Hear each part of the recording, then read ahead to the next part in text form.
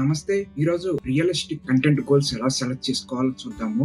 Step 2, use smart framework. Content goals ని smart framework use చేసుకొని set చేసుకోండి.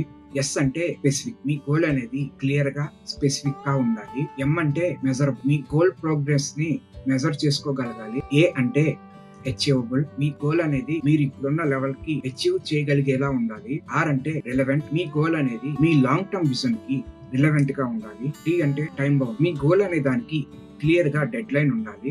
అంటే ఎప్పటిలోగా మీరు ఈ గోల్ ని అచీవ్ చేయాలనుకుంటున్నారో సెట్ చేసుకోవాలి. స్మార్ట్ ఫ్రేమ్వర్క్ యూస్ చేసుకొని ఒక కంటెంట్ గోల్ ఎగ్జాంపుల్ చూద్దాము. I want to reach 10,000 views per month on my videos within 4 months. Step 3, focus on process goals, not just results.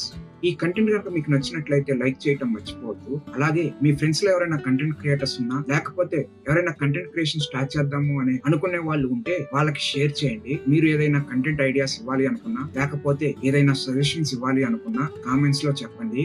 ఇలాంటి మంచి యూస్ఫుల్ కంటెంట్ కోసం మీరు యూట్యూబ్ లో చూస్తున్నట్లయితే సబ్స్క్రైబ్ చేసుకోండి.